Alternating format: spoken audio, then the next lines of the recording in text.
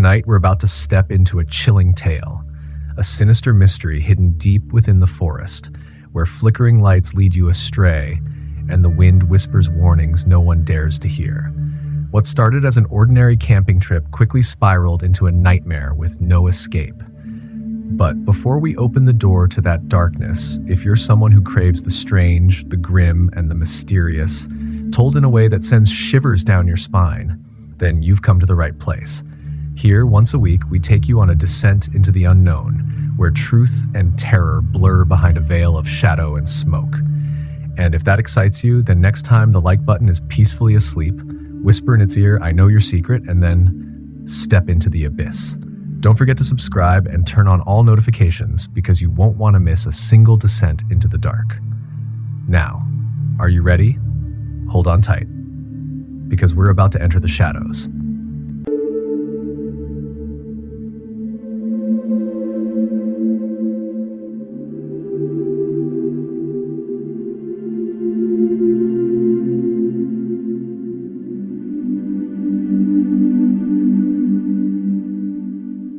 On the afternoon of May 6th, 2008, a 54-year-old man called Ricky Williams stood on the riverbank casting out his line into the waters of Dismal Creek in Western Virginia. Ricky was hoping to get lucky and catch some trout, but he'd been out here fishing for 30 minutes so far and there were no bites. Normally, Ricky wouldn't care because he loved just fishing for hours and hours at a time. But today, he and his dog, who was right with him, were really hungry because they'd been out in these woods camping for several weeks now, and their food supply was finally dwindling down to the end. And so if they didn't catch any fish today, they might not eat. Now, for context, where Ricky was fishing, Dismal Creek, despite its bleak name, it was actually a beautiful, secluded spot on top of a mountain that was on the Appalachian Trail.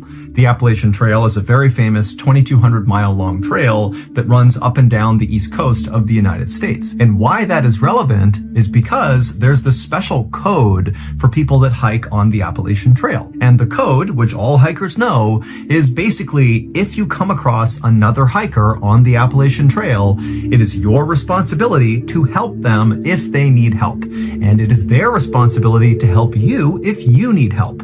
So it's this community of hikers that are always looking to help each other. And so Ricky was very aware of this code on the Appalachian Trail, and he was secretly hoping, as he cast his line over and over again and didn't get any bites, that a hiker or a group of hikers might come by this area and maybe they would see him and come down and learn that he needed food, and they might just give him some of their food. But another half hour passed and no hikers came by, and still Ricky could not catch any fish. But then suddenly, Ricky's dog, who was right next to him, began to whine and kind of began shifting around like it was sensing a predator in the area or something. But as Ricky was trying to calm his dog down, he began to hear a voice in the woods right behind him. Somebody was moving towards him. And when Ricky heard this voice, on the one hand, he was pretty excited because maybe this is a hiker who can give him some food. But on the other hand, Ricky couldn't help but feel really uneasy. Now, you need to understand that Ricky was an older guy, he was kind of frail, and over the past few weeks that he'd been camping with his dog, as his food supply had run down, he had become skinnier and skinnier and skinnier, and so he really did not pose any sort of threat to anybody. He's like this weak older man. Now, generally speaking, the Appalachian Trail was a very safe place, but over the last few decades, there had actually been several murders that took place on the Appalachian Trail. And in fact, one of those killings took place less than 2 miles away from where Ricky was fishing with his dog. And in that double homicide, a very well-known killer named Randall Lee Smith had stabbed and shot to death 2 hikers. And so while Ricky was really looking for help from fellow hikers, at the same time, he couldn't help but feel somewhat apprehensive. Because again, Ricky was like this small, frail guy, and Ricky was well aware of these murders, and he was well aware of the fact that he was super close to one of the murder sites. And so Ricky was totally on edge as he's listening to this male voice get closer and closer, and then finally, this man in his early 30s steps out from the tree line, and he looks over and he sees Ricky, and for a second, the two men just kind of look at each other, but then this guy just grinned at Ricky and said, "Hey, how you doing?" And immediately Ricky felt relieved because he could tell just from looking at this guy that very likely he was not a threat. The man introduced himself as Scott Johnston, and he told Ricky he was actually camping in the area with a friend of his, and they were out here fishing just like Ricky. And Ricky pretty much immediately said, "Oh, great, nice to meet you." "Do you have any food for me?" And Scott was like, "Absolutely." And he dug into his bag that he had with him, and he pulled out a couple energy bars and a bag of chips, and he threw them over to Ricky. And he also gave some fresh bait to Ricky so he too could cast out again. And for the next couple of hours, Scott and Ricky just stood on the riverbank and fished together. And after a while, the trout did start biting and they did start catching fish, so the day kind of turned into a great outing for Ricky. And it got even better because as soon as the men were done fishing, Scott asked Ricky if he wanted to join him and his friend back up at the campsite for dinner. And remember, Ricky had no food, so this was an amazing invitation. And he said, "Yes, of course, I'd love to join you." So the two men packed up their stuff right as the sun was going down, and then they began walking back into the forest where Scott had emerged from. And as they were walking, Scott's fishing pole got tangled on a low-hanging branch, and he was really struggling to get it out of the tree. And so finally, he just told Ricky to, go on ahead. My campsite's right up there. It's a straight shot. Just go up the hill and you'll see it. Ricky asked Scott if he was sure, and Scott said, "No, it's totally fine, go ahead." So Ricky said, "Okay," and he walked the rest of the way up the hill, and then when he walked out of the tree line into the clearing where Scott's campsite was, immediately what Ricky noticed was this enormous man who was like twice the size of Scott, and so 4 times the size of Ricky, kind of hunched over the campfire. And this huge man, who presumably was Scott's friend, he heard Ricky walk into the circle, and remember, it's nighttime and they're kind of in the middle of nowhere, and so this guy, he turns his head around and sees this strange man just standing there, and Scott's nowhere to be found. And so this guy, he grabs a club, like a piece of wood, and he looks at Ricky kind of menacingly, like, "What are you doing here?" And Ricky, who was so caught off guard by just how big this guy was, he put his hands up and he said, "I'm so sorry, Scott sent me up here. I don't know if this is the right site. I'm sorry." But just at that moment, Scott had finished untangling his fishing line, and he came out of the tree line and he patted Ricky on the back and he said, "Oh, you've already met my friend Sean." And as soon as he said that, Sean looked like he basically let his guard down. He put the wood down and he stopped glaring directly at Ricky. But Ricky felt like Sean was not happy that Ricky was in his campsite, even though clearly Scott is the reason that Ricky is in this campsite. And so Ricky just felt really uncomfortable.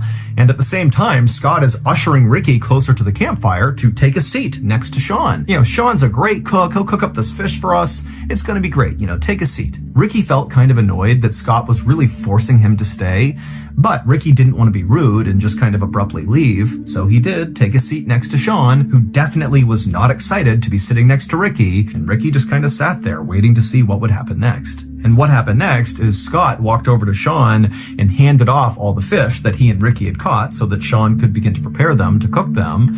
And then as Ricky is still just sitting there right next to Sean, Scott walked away from the campfire up to his truck, which was parked right next to Sean's Jeep, and Scott turned on the radio and began blasting country music. And when Ricky heard this music, he kind of winced because to him, part of the reason the outdoors, the Appalachian Trail, being out in nature, part of the reason it was so wonderful was for the peace and quiet. And so it felt kind of like borderline disrespectful to be out in the middle of this beautiful place blaring country music. And so to Ricky, he just couldn't help but feel like there's something off about these two guys. They just seem really disrespectful and kind of pushy and maybe aggressive. And so Ricky is just not happy.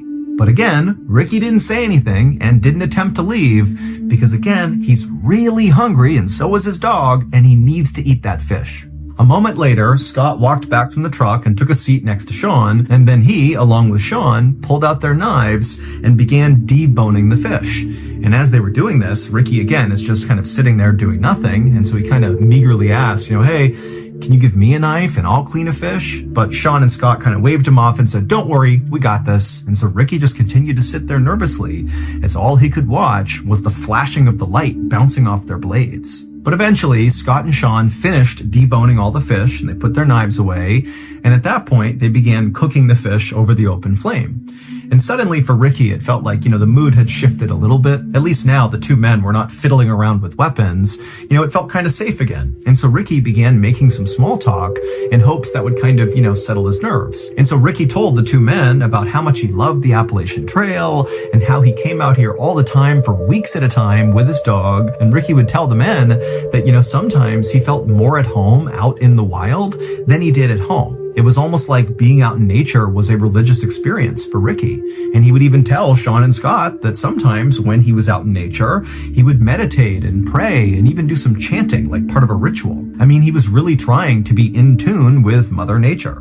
But as Ricky continued to tell Sean and Scott about his personal life, he noticed the two men were definitely paying attention and kind of nodding along at appropriate points in the story. But at the same time, Ricky felt like these two men were also kind of looking at him like Ricky was kind of weird, as if they were not prepared to come out and say it. But after hearing all these things about his life, it was like, what's going on with this guy? And so Ricky suddenly felt really embarrassed about being so open with these two guys who once again just seem like they don't quite like him or even really want him here. But luckily, right at that moment, the fish were done, and so the men just sat there in silence and wolfed down the food. By the time they finished, right about 8 p.m., it was very dark outside, and Ricky at this point is just ready to go. He just felt so uneasy here. And so after putting down his plate and his silverware and saying thank you to Sean and Scott for their hospitality, he quickly got up and grabbed his dog, and he began walking into the woods towards his campsite.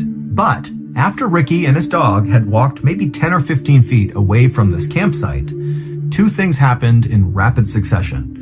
Number one, Ricky suddenly stopped and turned around and looked back at the campsite. And number two, right as he did this, there was this enormous bang sound, like a small explosion that echoed through the forest.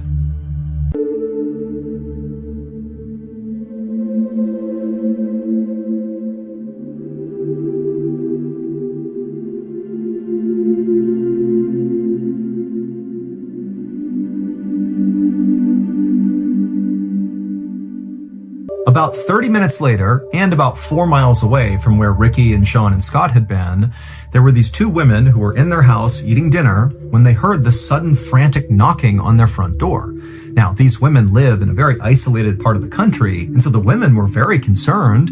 One of them rushed over to the phone just to be ready to call the police, while the other very carefully made their way towards the front of the house, and they kind of peered out the window, but they couldn't see anything outside. It was too dark, and so they went to their door, which was still getting pounded on by whoever was out there, and the woman, she unlocked the door, and she opened it just a crack, and what she saw nearly made her faint. There was a man standing on her porch who was absolutely covered in blood, as if he had been fully submerged in a tank of blood. I mean, he is all red. And the man had his hand over his neck. And the woman who opened the door, she looked at him and she saw that there was this rhythmic pulsing of blood pumping out of his neck that was in time with his heart. This man is clearly bleeding to death. And so the woman, she screamed for the other woman to please call 911. We have someone who's dying here. And so she began calling 911. And then the man on the porch just said, please help me. And then he said something about Dismal Creek. And then he collapsed. And this was so shocking for the woman who had opened the door that she just stood there staring, having no idea what to do. But then she happened to look up and she noticed there was a Jeep that was idling out on the road in front of her house that she hadn't even registered until now. And so either this guy got dropped off or he drove that Jeep. But before she could even begin to understand what had just happened, an ambulance and a whole bunch of police cars came screaming up and parked in front of her house. And then the medics got out, they rushed up, and they grabbed the bleeding man, and they put him in the ambulance, and they rushed him off. Meanwhile, not far from the house, police officers were speeding towards Dismal Creek because when the women called 911, they said, this guy who's shown up on the porch bleeding said something about Dismal Creek, but they had no idea what it was about. And so instead of trying to wait to figure out what was even going on, police had basically said, let's just go to Dismal Creek and look around and see if we can figure out, why someone would leave that area and show up at this house covered in blood. But as the police were making their way up this winding mountain road, they saw a truck bombing down the road coming straight at them. And the truck, they initially hit their brakes and did kind of attempt to get out of the way of the police cars. But after this truck had basically come to a stop, the driver of the truck just hit the gas all over again, and they veered wildly off the side of the road into an embankment, and they crashed and flipped several times and then came to a stop. And the police officers who had veered to the side of the road to avoid getting hit by this truck, they just watched this happen, and they couldn't understand why the driver had gunned it again after stopping and then seemingly intentionally drove off the road. It almost seemed like the driver was trying to crash. And so the police, they got out of their car and they approached the wrecked truck with their guns drawn, but when they looked into the vehicle, they saw there was a single occupant, the driver, and he was still somehow alive. So the police got him out of the vehicle and they called an ambulance, but they actually sent an officer with the ambulance to escort them because the police were actually pretty suspicious of this truck driver. Because remember, they were going up that road to get to Dismal Creek to see what had happened there that would lead to another man showing up on somebody's doorstep in the middle of the night covered in blood. And now they have this truck driver who looks like he's speeding away from Dismal Creek, who crashes his truck. I mean, there was no clear connection between the truck crash and the bloody guy, but the police were suspicious that they had to be connected. So they sent the officer to the hospital as well. About 30 minutes after the truck crash, the police left the scene and continued the rest of the way up the road to Dismal Creek. And once they got up there, the police fanned out all across the area and just began looking for anything. Just any clue that might explain what the heck happened here, if anything happened at Dismal Creek at all. And pretty quickly, the police actually did find something unique. In the middle of the Dismal Creek area, they found a campsite, but it was not the campsite where Sean and Scott were staying, where Ricky had gone and shared dinner with them. This was a different campsite. And not long after searching this other campsite, police concluded that whoever was staying here did not seem like they were mentally well. This seems like a mentally unstable and potentially dangerous person lives here. So the campsite was really simple. It was just a tent and a campfire. But when the police lifted up the flap and looked inside the tent, they found a collection of 30 knives along with a police scanner that basically picked up police radio chatter in the area. So you could listen to a scanner and basically know what the police were doing in your area. There were also all these weird piles of clothing. Some were for kids, some were for adults, some were for men, some were for women. There were piles of eyeglasses, and there were 8 pairs of women's underwear. And then also there was a map of the Appalachian Trail inside of this tent, and all over this map along the trail were all these spots that were circled, but there was no information about what these circles meant. However, one of the places that was circled was Dismal Creek. And then next to the map was a radio, and inside the radio was a cassette. And so the police just hit play, and immediately what they heard totally creeped them out, because the tape sounded like some kind of satanic ritual. It was basically this one man's voice just kind of howling and chanting over and over again. But by far, the most shocking thing that was found inside of that tent was a single piece of paper. And this piece of paper was a birth certificate, and the name on the birth certificate was a name that basically all police in this area knew, and in fact, anybody living in or around the Appalachian Trail definitely would know this name. And the identity of this person, the name on the birth certificate, was the key to putting together all these seemingly disconnected events that had happened on this night. From the explosion when Ricky walked away from the fire, to the bloody man at the house, to the truck crash, they were all connected through this single person. A few hours earlier, after Ricky had gotten up and walked away from Sean and Scott's campsite, and then after barely making it onto the trail, he had turned around and there was that loud explosion. Well, at that point in the story, Ricky, who's now looking back at the campsite and looking at Sean and Scott, he can see that the two of them, they've heard the sound too, and they were now staring at each other with looks of absolute shock and terror on their faces. But then Ricky watched as Sean reached up and touched his face, and he put his hand out in front of his face, and it was covered in red. And the reason for that was because Sean had just been shot in the face, because that loud explosion was the sound of Ricky shooting his gun at Sean. And as Sean and Scott stood there staring at each other in absolute disbelief, Ricky, who's still in the tree line, ran towards the fire and just kept on shooting. And so Sean, at this point, as he sees Ricky coming into the campsite, he stands up and kind of staggers back and falls on the ground. But Scott, who's not hurt at this point, he just gets up and starts running away from the campsite. And Ricky turns his attention towards Scott and he shoots at him and he hits him straight in the neck and also in the back. But somehow Scott just kept on running despite these horrible wounds.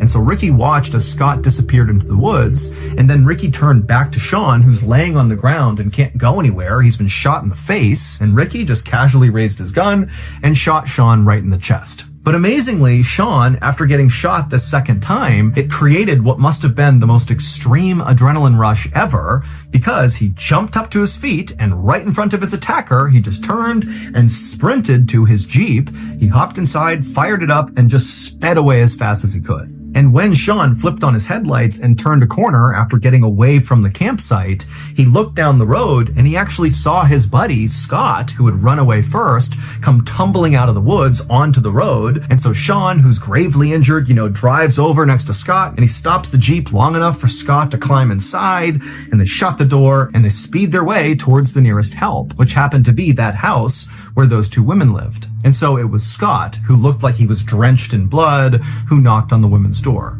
Sean was down in the Jeep out on the road, but he was just too weak to get out and come up to the door as well. But when the ambulance and police arrived, they would find not only Scott up on the porch, but also Sean in the Jeep, and both men would be taken to the hospital via helicopter. And then as for the man who was driving the truck down the road away from Dismal Creek, who then crashed right in front of the police, well, the driver of that truck was Ricky Williams. However, that was not his real name. There was no Ricky Williams. That was the name he just used. His real name, which was on the birth certificate that police found in that other campsite inside of the tent, was Randall Lee Smith.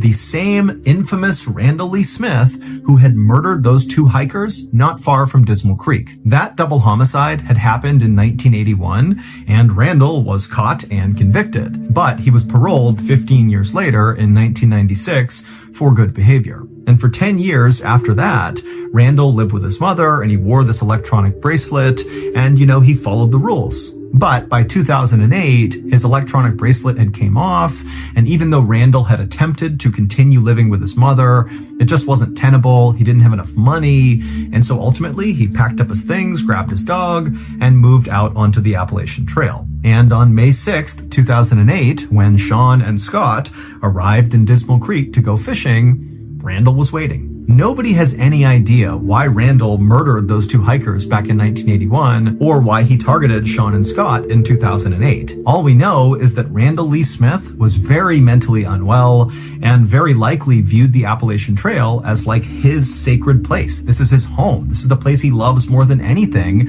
And so maybe, he felt like Sean and Scott had somehow disrespected the Appalachian Trail, and that was enough to attack them. Now, we know Sean and Scott did not do anything intentionally disrespectful to Randall because, amazingly, Sean and Scott survived this attack. And they would say that when they saw Randall, they just felt bad for him. They thought he was like this alcoholic drifter who didn't have a home of his own, and so he was just living out in the woods on the Appalachian Trail. And so they didn't judge him. Instead, they really did just want to give him some food and spend some time with him and make him feel human again. That was it. And because Randall appeared to be this kind of small, older man, Sean and Scott, who were, very big and imposing, they didn't feel threatened by this guy. As for that bizarre other campsite that police found up around Dismal Creek, the one that contained all those knives and the birth certificate, well, obviously that was Randall's campsite. And that weird cassette tape that they listened to that sounded like a satanic ritual, that was Randall going through his meditations and chants that he would do when he was out in the middle of nowhere. It was like his way of respecting Mother Nature and the Appalachian Trail. And then all those items that were found inside of his tent, the different clothes and the eyeglasses and the women's underwear, it's believed those could be Randall's other victims. However, when police pulled DNA samples from all of those items that were found inside of his tent, like the clothes and the underwear and the eyeglasses, well, those DNA samples did not match any of the missing people or murder victims in the police's database, and so that wasn't useful. And then also, police went to all those places on that map that were circled, and with the exception of obviously Dismal Creek, they didn't find anything else at the other locations that suggested any violent event had happened there. So only Randall knows the truth, which means we will never know the truth, because just 4 days after Randall was pulled out of that truck that he crashed, he died in police custody from a blood clot that formed as a result of the crash. And in those 4 days that Randall was in custody, he never gave up that there were any other victims. Today, Sean still has a bullet in his head and in his chest, and Scott still has big scarring on his neck and on his back. But both men have made a full recovery, relatively speaking, and they still go back to Dismal Creek all the time to go camping and fishing.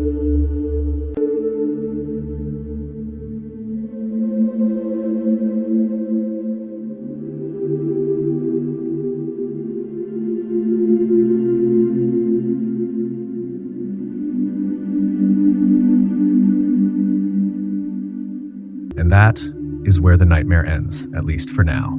If you find yourself drawn to strange and chilling tales like this one, then don't go anywhere. Hit subscribe, turn on the notification bell so that each week when darkness comes knocking, you'll be the first to step inside. And now, take one last look around you. The night isn't truly over yet.